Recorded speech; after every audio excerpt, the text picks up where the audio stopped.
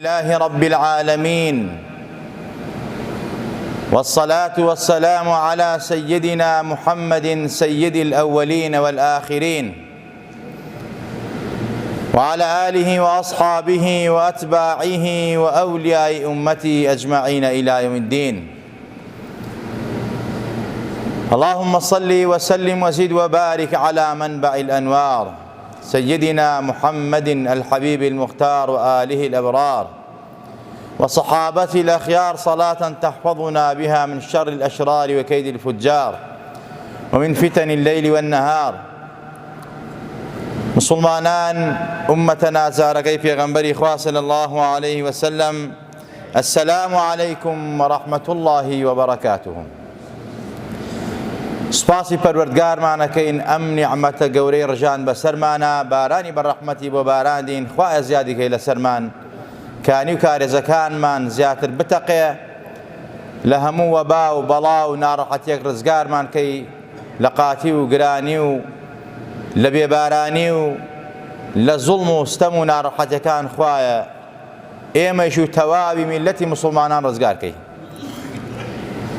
دووری لە پەروەردگار و لە شەریعەتی خوا، عەمەل نەکردن بە شەریعەتی خوا، پشتکردنە فەرمایشتی خوا و پێغەمبەری خوا صلی الله علیه وسلم گەورەترین نەکبەتی و بەدبەختیە، گەورەترین چارەڕەشیە.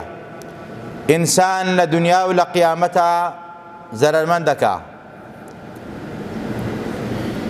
مسڵمانانی بەڕێز، زۆر جارێک ئێمە دڵمان ناڕەحەتە، بێتاقەتین، تووشی کەئابە و نەفسی ئەبین، تووشی قەیران ئەبین، تووشی بەڵا و وەبا و نەخۆشی و ناخۆشی ئەبین، تووشی ئەم بێبارانێ ئەبین کەوا بە پێی پێویست بارانمان بۆ نابارێ و لە کاتی خۆیان نابارێت، یان ئەگەر ببارێت بەڵایەک یا مصیبەتێک لەگەڵ خۆیان هێنێت، زەرەرێک ئەدا لەو خەڵقی پەروەردگارە و لەو میلەتە و لەو شار و لەو دیهاتە.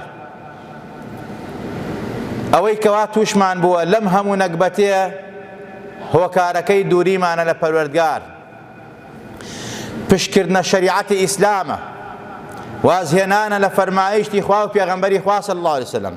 بەزاهیر نوێژەکەین، ئیمانمان هەیە، بەڵام کاتێک سەیری قەول و کار و کردەوەمانەکەین، معاملەی خۆمانەکەین لەگەڵ ماڵ و منداڵە، لەگەڵ خەڵکیدا، لەگەڵ جیران و دراوسیا، معاملەمان لە بازار و کوچە و کۆڵانە، جلوبەرگمان، جلوبەرگی خۆمان و ماڵ و منداڵمان بەڕاستی شەریعەتی ئیسلام پێی ڕازی نییە.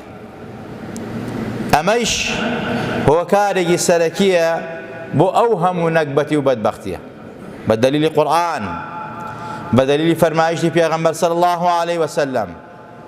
ئەو خەڵکەی کە سەری لێ شێواوە، ئەو زاڵمەی زوڵ لە من و تۆکە، ئەو زاڵمەی کوێرە لە ئاستی حەقی من و تۆ، قوتمانە بڕێ و نانمانە بڕێ، هۆکارەکەی خۆمانین کە لە شەریعەت دوور کەوتینەتەوە.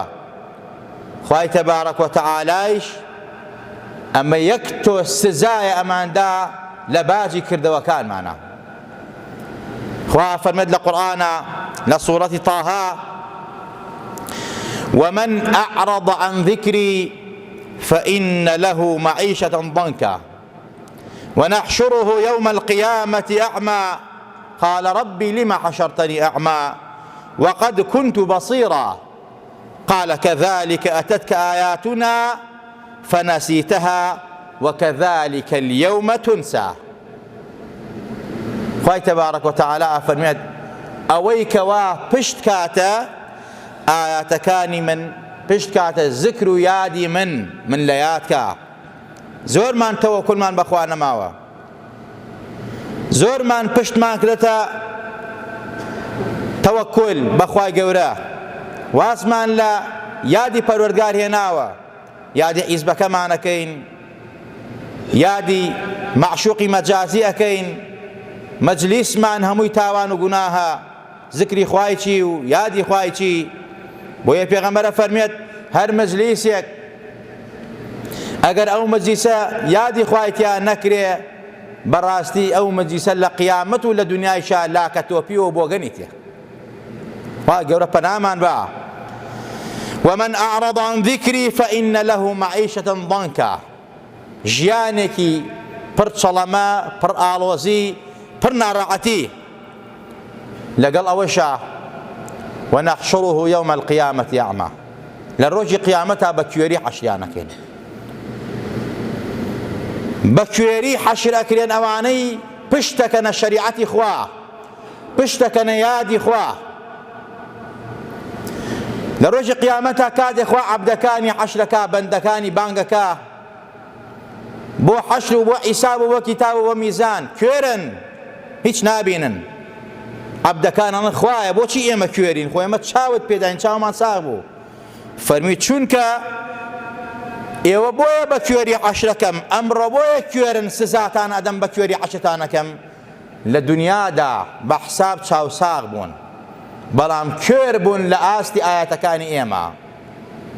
ترس و خەوفتان نەبوو لە ئێمە. جا ئەمڕۆیش پاداشتی ئێوە مادەم لە دنیادا کوێر بوون لە ئاستی حەقا، لە ئاستی ئايات و بەڵگەی ئێمە، ئەمڕۆ کوێری تۆیش بە کوێری ئەخرێتە جەهەنەم، بە کوێری سزا ئەدرێی، بە کوێری محاسەبە ئەکرێی. یەکێ لە ساڵحین ڕەزا و ڕەحمەتی خوای لەسەر بێت جارێکیان پێی هەڵکەوت گەنجێک، کەسێک لەولاوە بێئەدەبەیەکی کرد لە قسمەتدا، وتی کوێری بەرپێی خۆت نابینی؟ لایەکی کردەوە بە میهرەبانی، وتی من کوێر نیم. کوێر ئەو کەسەیە زوڵمەکات، کوێر ئەو کەسەیە مافی خەڵگە خوات، کوێر ئەو کەسەیە بەڕاستی غەیبەتی خەڵگەکات، کوێر ئەو کەسەیە بوتان بۆ خەڵگەکات، کوێر ئەو کەسەیە کەوا ئەزانێ خوا حەقە و نایپەرستێ، بە گوێی ناکە و ئیتاعی ناکە. کوێر ئەو کەسەیە کە بەڕاستی خوا چاوی پێداوە عیبادەتی پێ بکا و نەزەری حرامی پێکات. کوێر ئەو کەسەیە زبانی ناپارێزێت، کوێر ئەو کەسەیە دەستی ناپارێزێت، کوێر ئەو کەسەیە قاچی ناپارێزێت، کوێر ئەو کەسەیە مافی میلەتیە خوا کاتێگرێ بە گەورە، قوتی میلەتەکەیە بڕێ کاتێ گەورەیانە. کوێر ئەو کەسەیە وا زوڵمەکا لە میلەتەکەی کاتێ ببێتە گەورەیان، ئەو میلەتە لەژێر دەستیان ناحەسیێتەوە، کۆچەکە و وڵات بەجێهێڵێت. ئەوە کوێرە، من کوێر نیم. کوێر ئەم کەسانەیە. وەخوای تەبارەک وتەعالاش بەمانە ئەفەرمێ کوێر، بەمانە ئەفەرمێ نەکبەت، بەدبەخت. جا خۆشەویستان، بەڕاستی ئەوە کوێرەکەوە حەق و مافی خەڵکەخوا و زوڵم لە خەڵکیخوا حرامە خوا. ئەمە کوێرە. ئەم کەسەی کەوا لە ژیانی دنیا ئاوا کوێر بێ لە زکری خوا، پشت کاتە زکری خوا، خوای تەبارەک وتەعالا هەر لە دنیا سزای کەمیەدا کە ژیانی لێ تاڵەکە.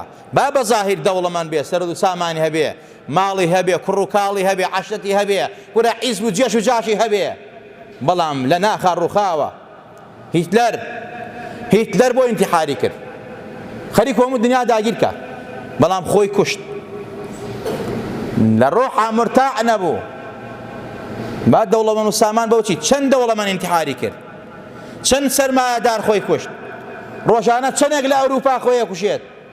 خۆ بە حساب ژیانی خۆشەکە خەڵکی من و تۆ ئەوە تا دەشتی داوە لەبەر وڵات بەجێهێڵێ ئەڕوات بۆ ئەوروپا کە ژیانی خۆش بێ، بەڵام ئەوان لەوێ خۆیان ئینتیحارەکەن، ئەوان لەوێ بەڕاستی ژیان ڕۆحیان مرتاح نییە.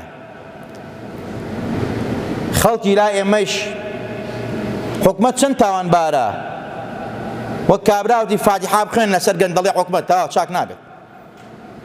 مردووە بەخوا نە قسە ئەبیسێت، بەخوا نە گوێ لە خەڵک ئەگرێت، بەخوا نە چاکیشە بێت. چاکبوون لە بەرنامەیە نییە، ڕۆژ بە ڕۆژ مەزاکە خراپتر ئەکات. بەڵام ناکرێت ئێمە پشتکەینە خاکی خۆمان، وڵاتی خۆمان، میلەتی خۆمان بۆ کێی بەجێ دێڵی؟ خۆ ئەمانە تا سەر ئاوان نایخۆن و نایبەن. بەس بیرکەنەوە بیر، چەند تاقوت لە وڵاتا بوو، خوا ژێرە و ژووری گر خۆی و جێش و جاش. یعنی خەڵکێک بەڕاستی کە ئەم وڵاتە بەجێ دێڵێ بەڕاستی ئەمە پشتکردنە فەرمانی خوایە، ئەمە کە قەناعەتی نەماوە، کە ئومێدی نەماوە، پشتی کردەتە زیکری خوا، یادی خوا. ئەینا ئینسانی مسلمان، ئینسانی ئیماندار مەویست نییە لە ڕەحمەتی خوا، ئینسانی ئیماندار وەرەی بەرزە، ئینسانی ئیماندار قەناعەتی هەیە، ئەلقەناعەت کەنز لا یوفنا، بەڕاستی سەروەتێکی نەبڕاوەیە کە زۆرێک لەوانە ئەڕۆن خۆ لە برسا ناڕۆن، لە بەئیشیا ناڕۆن. ئەمە واقعەکە. حکومەت چەند تاوانبارە و میلەتە خۆشیەوە تاوانبارە، حەز لە ژیانێکە کە بەڕاستی ئەو ژیانە لێپێچنەوە و لێپرسنەوە نەوێت، نازانە قیامەتێک لە ئارا هەیە. والله خەڵکەیە کوڕی ناردووە 140 وەرەقەی بە کوڕەکەی سەرف کردووە، ئەم 140 وەرەقەی ژنێکی بۆ بێنە و بیخەرە سەر کاسپی. کابرا خانووی فرۆشتووە، دوکانی فرۆشتووە، ئەرزەی فرۆشتووە، ڕۆشتووە، دەشتی داوە لەبەر، مناڵی ئەباتە ئەو وڵاتە، کی ئەڵێ لەو وڵاتە ئەم مناڵانە هەمویان بێدین نابن بە گاور، نابن بە کافر. ئەی تۆ چۆن زەمانی ئیمان و دینانەکەی؟ خۆشەویستان، من ناڵم حکومەت تاوانبار نییە، والله فاتحای لەسەر بخوێنە، بەڵام ناکرێت ئەم وڵاتە بەجێ بێڵین بۆم گەندەڵانە، بۆم زوو جەردانە، بۆ ئەم مافیانە، والله تا سەر نایخۆن، تا سەر بۆیان نەئاوا ساعەیان بۆ چۆڵ نابێ، ڕۆژیان تێ لكل ئەجەل کتاب. بەڵام سەبر و ئارامی پێویستە، کەواتە ئەم دڵتەنگیە و ئەم ناڕەحەتیە و ئەم بێقەناعەتیە تۆ مسلمانی، خوای تەبارەک و تەعالا بە پێغەمبەرەکەی فەرمێت، ئەو پێغەمبەرە پێمانە فەرمێت، ئەفەرمێ مسلمان ئەبێ عەقیدەی وابێ، ئەگەر هەموو دنیا هەڵسێت لە ئەرز و کەون و کائیناتە، هەرچی مەخلوقاتە بیەوێ سوود بە تۆ بگەینێ، خوا نەینووسیبێت کە سوودی پێ ناگەێنێت. ئەگەر هەموو دنیا ئەرز و ئاسمان بیەوێ زەرەر لە تۆ بدا، خوا لە چارەتی نەنووسیبێت، هێز نییە زەرەرت لێ بدا. ئیتر تۆ بۆ تەوەکل لە دەست خوا نییە، ڕزقت بۆ دیاری کراوە، ڕزقت بۆ دیاری کراوە، چەندێک ئەخۆی چەندێک ئەژی چۆنیت، ئەبێ ئەمە عەقیدەی تۆ بێ، باوەڕی تۆ بێ. خۆشەویستان، نەک ئەمەش بکەیتە هۆکار و عوجەیەک بڵێ جا خۆم ڕستم بۆ دیاری کراجا بۆ کاسبی بکەم، بۆ ئیش بکەم، خوا ڕستمەدا، خوا هەر ڕستەدا بێگومان، بەڵام خوایش سنەتی خوا وایە وئەن لەیسە للئینسانی ئیلا ما، ئەبێ هەوڵ بەی، خوایش بەرەکەتی تێخا، بەڵام ئەبێ عەقیدەشی دوا بێ، زەرەر و قازان بەس لای خوایە. خۆشەویستان، بەڕاستی کاتێک ئەو دیمەنانە ئەبینی، ئەو خەڵکەی کەوا لە بێقەناعەتیە، ئەو خەڵکەی کەوا لە ئومێد نەبوون بەم دەسەڵاتە کە ئومێدی نەماوە پێی، خوا حەقی ئەو دایکە و ئەو مناڵ و ئەو هەموو خەڵکە داماوە لەم دەم دەسەڵاتە گەندەڵە بسێنێت کە وایان بەسەر هاتووە بەڕاستی، بەڵام ناکری ئەوان ئەوە نەورە ڕووخاو بن، ناکری ئەم خاک وڵاتە بەجێ بێڵن. کاتێک ئەو دیمەنانە بینی مناڵ لەسەر ماڕەقەباتەوە، ژنی پیرەژن وڵات بەجێ تێڵێ، ئەگەر ئەم دەسەڵاتە حیا و شعوری هەبوایە ئەو دیمەنانەی ببینە ئیستیقاڵی نەکرواسی نەهێنا کە میلەتەکەی ئاوە ڕاکەن لێی، زوو خەڵ لە زوڵم و زۆر و تۆ بوو تەیارە ڕایەکەن، ئیسە خەڵ لەمانە ڕاکە، بێنەوە بە خۆتانە، دەی وەڵڵا خوا ئاهو ناڵێ ئەو منداڵانە، گریانی ئەو منداڵانە، قیژەی ئەو ژنانە، وەڵڵا گێتە عەرشی پەروەردگار، وەڵڵا خوا لێتان قبوڵ ناکات. ئەم دیمەنانە بەڕاستی ئینسان ئەحاپەسێنێ، ئینسان بەڕاستی وەقفە بە ئینسانەکە، ئینسان ناڕەحەت ئەبێ، بێتاقەت ئەبێ کە ئەو دیمەنانە ئەبینی لە تیڤیەکان، لە مۆبایلا، لە کاتێک کە مناڵێک ڕقەباتەوە ژنێک ئەمرێ لەژێر تەل و دڕک و داڵ و ئاگر و ئاسنا موعامەلەیان لەگەڵاکەن، لە برسانە هاوارەکەن، کوا مافی مرۆڤ، کوا درۆ دەلەسە، بۆ ناڕۆن بەدەمیانەوە.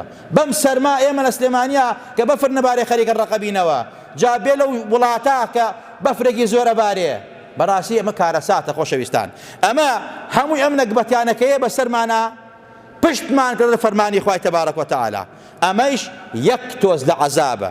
خوا فەرمێت وَلَنُذِيقَنَّهُم مِّنَ الْعَذَابِ الْأَدْنَىٰ دُونَ الْعَذَابِ الْأَكْبَرِ لَعَلَّهُمْ يَرْجِعُونَ. ئەمە تۆزێک لە عەزابی پەروەردگارە بۆ ئێوە کە پشتان کردە فەرمانی خوای تەبارەک وتەعالا. عەزابە گەورەکە ماوە کە بەڕاستی لە قیامەتە بۆ ئەوەی کەوایەوە بگەڕێنەوە. تۆ زانی بۆ دڵت تەنگە؟ خۆ هیچ مشکلەیەکی مادی نیە، بەڵام دڵت تەنگە، ناڕەحەتی، بێتاقەتی، ڕۆحت ئاسوودە نییە. ذکری خوات واز دێهێناوە، دەرمانی ڕۆحت، غەزای ڕۆحت ذکری خوایە، یادی خوایە. بگەڕنەوە بۆ لای خوای تەبارەک وەتەعالە، با خوا ڕەحمان پێ بکات. یا ربی خوای ڕەحمان پێ بکەی، یا ربی خوای لە گوناهمان خۆش بە، خوای عاقبەتمان بخێر بگێڕە، خوای ڕۆحمان ئاسوودەکە، خوای لە بەڵا وەبا و نەخۆشی و ناخۆشی لاماندا. یا ربی خوای گیان ئەم هەموو ضەیق و ژیانە ناخۆشە و ئەم هەموو بێتاقەتیە ڕووی تێکردوین پەروەردگارە. خوایە تۆ خوای ئێمەی، خوایەکی بەڕەحمی. یا ربی خوای دڵمان خۆشکە، یا ربی خوای لەم هەموو ناڕەحەتی و چەرمەسەری و زوڵم و ستەم و خیانەت و زاڵمانە ڕزگارمانگە پەروەردگارە. یا ربی خوای هەزار جار تۆبە ئەکەین لە دەرگای توە، ئەڵێن ئەستەغفر الله ئەستەغفر الله ئەستەغفر الله. یا ربی خوای تۆبە و پەشیمانی لە هەموو گوناه و تاوانێک. خوایە ئەگەڕێینەوە بەلای تۆ بەڕەحمی بەسۆزی، خوایە ڕەحمان پێ بکە. خوایە بەڕاستی و بە دروستی ئەگەڕێینەوە، تۆبەی نەسوح ئەکەین، ئەبێ تۆبەی نەسوح بکەین، ئەبێ خۆمان چاکەین، ماڵ و مناڵمان چاکەین، جلوبەرگمان چاکەین، قسە و ئاکار و گوتارمان چاکەین. خوایە لەگەڵ تۆ ڕاستەکەین، تۆ خوایەکی بەڕەحمی، خوایە تۆی ڕەحمان پێ بکە. کانی و کارێسمان بەبتەقێنە، بارانمان لێ مەگرەوە، ڕزقی خۆتمان لێ مەگرەوە، بەرەکاتی ئاسمان بڕژێنە بەسەرمان، بەرەکات بەسەرمانە، بەرەکاتی ئەرزمان بۆ دەرکە پەروەردگارە. ئیسلاحی حاڵی خۆمان و خانەوە و ماڵ و منداڵمان بکە. یا ربی خوای ئەوەی دۆستمانە دۆستی بی، ئەوەی دوژمنمانە زوڵممان لێکە، خیانەتمان لێکە، وڵاتمان وێرانەکە، واکە لەم میلەتەکە تووشی مەویسی و ناومێدی بکات، وڵات بەجێ بێڵێ. یا ربی خوای ئەگە شیاوی داهاتەی داهی دەی، خوایە شیاوی داهات نییە، خوایە لێت ئەپاڕێینەوە، خوایە هەرچی زاڵمە وعدی خۆتە، وعدی تۆ ڕاستە، سووک و ڕسوایانەکەی، خوایە بە زووترین کات سووک و ڕسوایانکەی، خوایە حەقی میلەتیان لێ بکەیتەوە، حەقی کیژەی ئەو ژن و منداڵ و خەڵکە ئاوارە داماویان لێ بکەیتەوە کە ئاوارە بوون وڵاتیان بەجێڵاو، ئەگەر ڕاستکەن لە برسانە ڕۆیشتبن و لە بێکاری و کاسبیان ڕۆیشتبن و لە زوڵم و ستەمیەمانە ڕۆیشتبن. خوایە ڕەحمی بەوان بکەی. یا ربی خوایە دەرگای خێران لێ بکەیتەوە، خوایە لە برسان نەبرن، لەسەرمان ڕق نەبنەوە، خوایە عالم بێتە سەرخەت بۆیان، ڕەحمێکیان بۆ بجوڵێن، ڕزگاریان بێت لەو مەیەنەت و ناڕەحەتیە پەروەردگارە. یا ربی خوایە لێت ئەپاڕێنەوە بە ئیمان و مانژێنە، مان برنە زیندوومان کردەوە. یا ربی خوایە لێت ئەپاڕێنەوە لە باوکو دایکمان خۆش بە، ئەوانەی داوای دوعای خێریان لێ کردوین، بە هەر نێت و بارمە بەسێکەوە نەخۆشن. خوایە تۆ شافیت کافیت، شیفا ئازۆ پەلایان بۆ بنێرە، ڕزق و ڕۆزی حەڵاڵی هەموو لایەکمان بە، هەموو لایەکمان لە نەخۆشی کۆرۆنا پارێزراوکە سەلامەتکە، ئەوەی تووشی وە خوایە. یا ربی خوای شیفا ئازۆ پەلەی بۆ بنێرە، ئەوەی پێی وەفاتی گرە پەلەی شەیدی پێ بەخشە. یا ربی خوای ئەم نەخۆشیە کوشندە لە وڵاتمانە هەڵگرە، لە تەواوی سەر ئەرزە هەڵیگرە، لە ناو مرۆڤایەتی و بەشەرا هەڵیگرە. یا ربی خوای تۆ خوایەکی بەڕەحمی، لە تۆ ئەپاڕێینەوە پەروەردگارە، ڕەحمان پێ بکە. یا ربی خوای لە ڕۆژی قیامەتشا لە جەلاڵی لا إله إلا الله ومحمد رسول الله عەشرمان بکە. یا ربی خوای گیان لەسەر چیمەنەکانی بێت، لەسەر حەوزی کەوسەر لەگەڵ پێغەمبەران و سەحابە و یار و یاوەرانی پێغەمبەرا بین پەروەردگارە، بانگمان بکا و دەرمان نەکا، بەدەستی مبارەکی و پێغەمبەر نازەراوی کەوسەرمان بەیتێ. پەروەردگارە لە توێنێتی و نەکبەتی و دنیا و قیامەت ڕزگارمان بێ. خوایە دڵمان خۆشکەی، خوایە دڵمان خۆشکەی، خوایە لە نەڕەحەتی لامان دەی. یا ربی خوایە گیان ئەوانەی منداڵن منداڵی ساڵحیان بەرێ، ئەوانەی هەیەن و ساڵحیان خوایە بۆیان ساڵەکەی و ناڵێ مەلایەکمان ساڵەکەی. یا ربی خوایە گیان ئەو گەنجانەی دانەمەزداون، یا ربی خوایە دڵیان خۆشکە و دایان مەزانە بە حەیا و حورمەت و عیفەتەوە. یا ربی خوایە گیان لێت ئەپاڕێینەوە، وڵاتمان چیتر وێرانتر نەبێ، ناڕەحەتتر نەبێ، تووشی قەیرانی زیاتر نەبێ. خوایە لێت ئەپاڕێینەوە، دەسەڵاتمان بەس دوعایە، لە دەرگای تۆ تۆبە ئەکەین، بەڕاستی تۆبە ئەکەین، تۆش ڕەحمان پێ بکە، وعدی تۆ ڕاستە، کاتێک عەبدەکانی تۆ داوای تۆبەیان لێکەی و تۆبە ئەکەن بەڕاستی پەروەردگارە، تۆش ڕەحمیان پێەکەی. خوایە هەزاران هەزار جار استغفارەکەین و تۆبەکەین لە دەرگای تۆە. یا ربی خوایە گیان ڕەحمان پێ بکە و عاقبەتمان بەخێر بێرە و دڵمان خۆشکە. آمین آمین. أقول قولي هذا وأستغفر الله لي ولكم ولسائر المسلمين. الحمد لله.